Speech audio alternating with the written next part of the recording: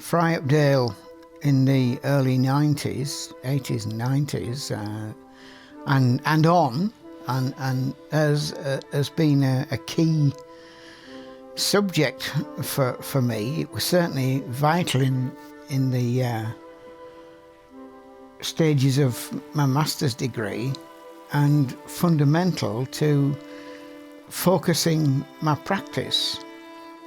It was during the time I was doing that I got that sense of conceptualism returning to my work through what I did in Fryup Dale.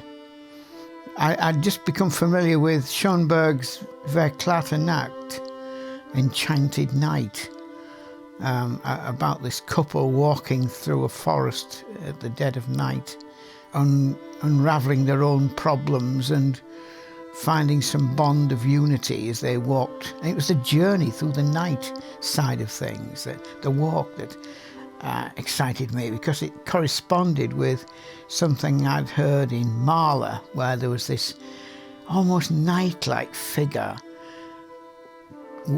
walking his horse through a forest with the armour shining, glinting in the moonlight. I mean, this is my imagination at work here. And this was in a piece called, let me see, Song of the Earth, that's right. No, Song of the Night. And then, of course, Fryup Dale, I thought, right, why don't I do a dusk to dawn night walk with my paintings? And that, of course, is what I did for my master's degree. And I turned it into a maze, so people had to walk from one painting to another. And they could only see one painting at a time. So they walked maybe as much as 50 yards into the studio space toward the first painting, which was 6 foot by 8. And then as they got nearer to it, they would glance to their right and see down another corridor another painting and walk to that. And that's how you progressed. Finally, to Dawn, which was a 10-foot canvas in a vast space. I had an enormous amount of space to set this exhibition of 7 paintings.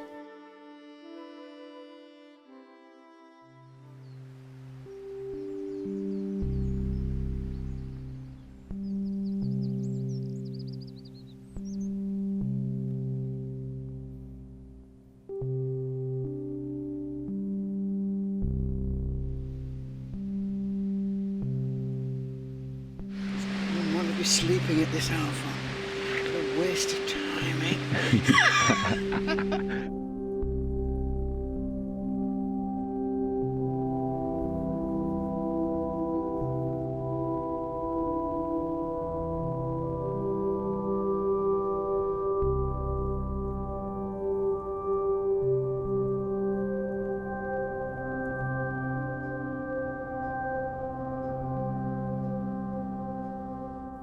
Fryup Dale at dawn is quite spectacular. It's a little bit forbidding as well in many ways.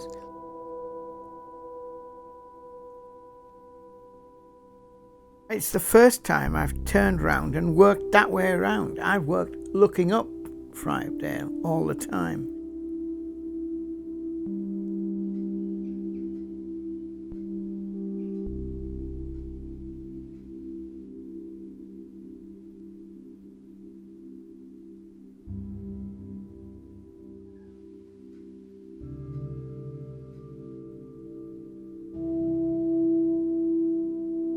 Fryup's was Giant's World.